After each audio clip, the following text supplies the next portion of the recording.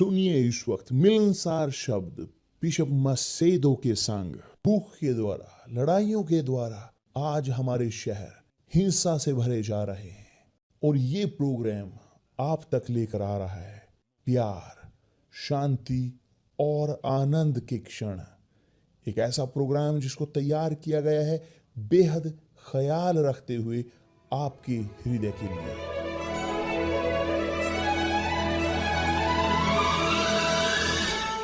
और अब आपके साथ मिलनसार शब्द बिशप मसेदो के।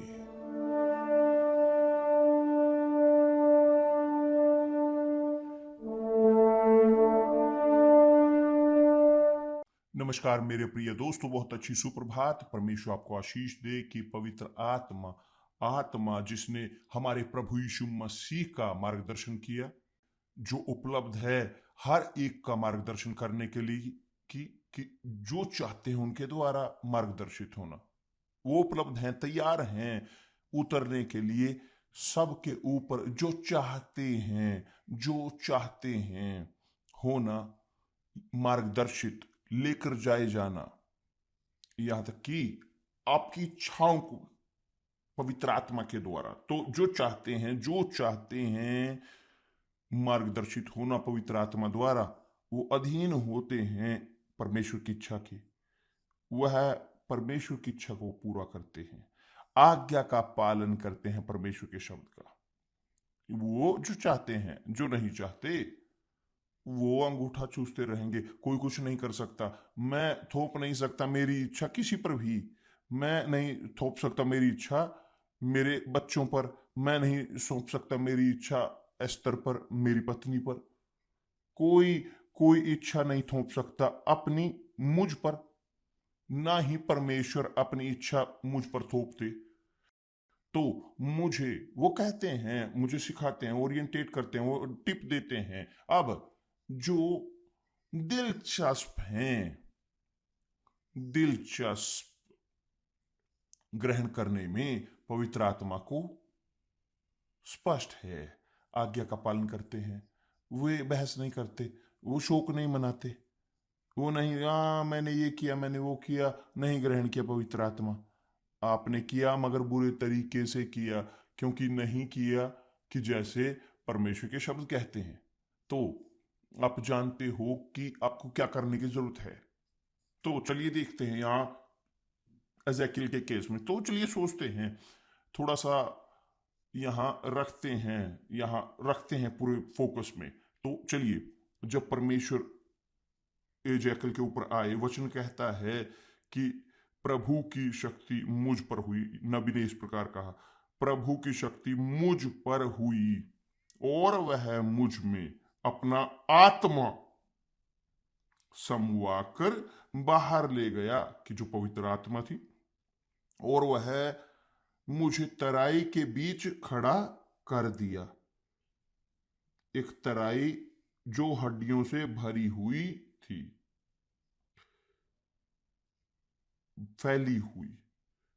वहां फैली हुई थी वो तराई में।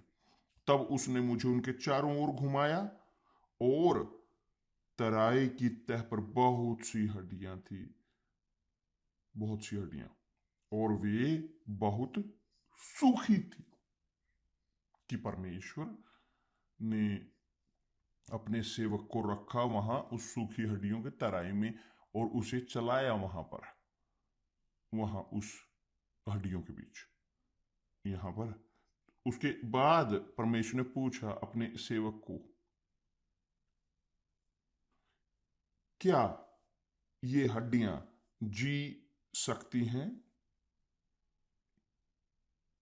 स्पष्ट है, यदि भविष्यवक्ता देखता कि हृदय की आंखों के साथ, वह बोलता नहीं प्रभु, नहीं होगा, देखिए मर चुकी हैं या सूखी हैं, कुछ भी नहीं है, यहां तक कि अलग अलग हैं अब तो। मगर नबी ने कहा, प्रभु आप जानते हो। उसने उत्तर नहीं दिया कि जैसे उसे देने की जरूरत थी, मगर उसने कहा तू जानता है। कि दूसरे शब्द में वह भावनाओं की ओर नहीं गए हृदय की, वह उसकी ओर नहीं गया कि जो उसकी आंखें देख रही थी, मगर वह गया समझदारी की ओर, तर्क की ओर, कि आप जानते हो प्रभु।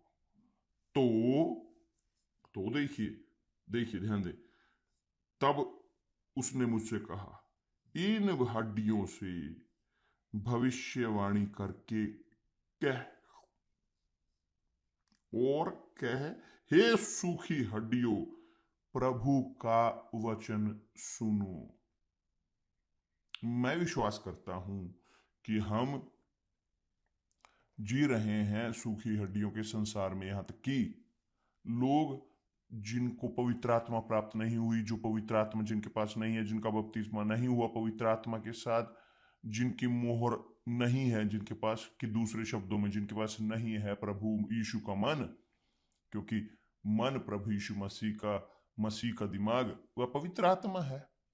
तो लोग जिनके पास नहीं है मसीह का मन, मेरे लिए, मेरी आंखों में वे सूखी हड्डियां हैं।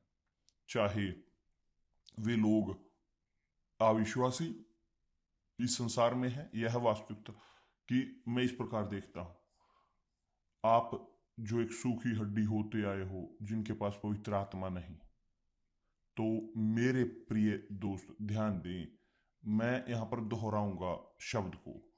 परमेश्वर ने कहा, मनुष्य के संतान, इन सूखी हड्डियों से भविष्यवाणी करके कह, और कह कि दूसरे शब्दों में भविष्यवक्ता, उसके पास अधिकार था, उसके पास जिम्मेवारी थी भविष्यवाणी करने के लिए।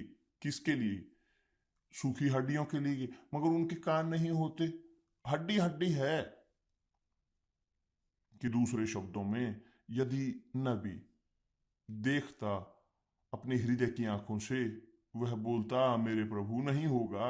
हाँ, कैसे ये सूखी हड्डियां जिएंगी केवल शब्द के साथ कि जो मैं बोलूंगा, कि भविष्यवाणी जो मैं कहूंगा।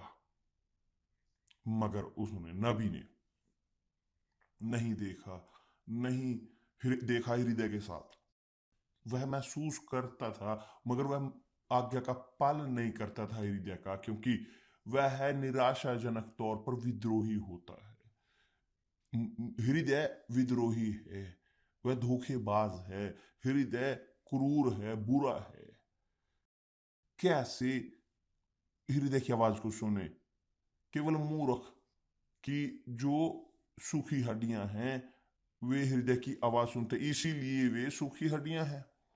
मगर जब एक व्यक्ति दिमाग को इस्तेमाल करता है, समझदारी को, तर्क शक्ति को, जब एक व्यक्ति इस्तेमाल करता है तर्क शक्ति, वो आज्ञा का पालन करते हैं परमेश्वर के शब्द का, मायने नहीं रखता क्या हो रहा है क्या नहीं, मायने नहीं रखता कि क्या देखते हैं क्या नहीं देखते, मायने नहीं रखता किसे देख रहे हैं, किसे छू रहे हैं या नहीं छू रहे। क्यों?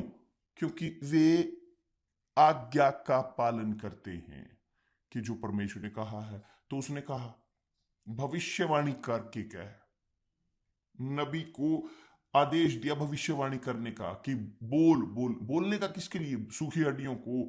तो कल हमारे पास ये अभियान होगा कि बचाने के लिए, उन सूखी हड्डियों को परिवर्तित करने के लिए, उन नई रचनाओं में हम पास्टर, बिशप, ऑक्सिलरी असिस्टेंट, सब ऑफिशियल यूनिवर्सल चर्च के, वो आज्ञा का पालन करेंगे परमेश्वर के शब्द का।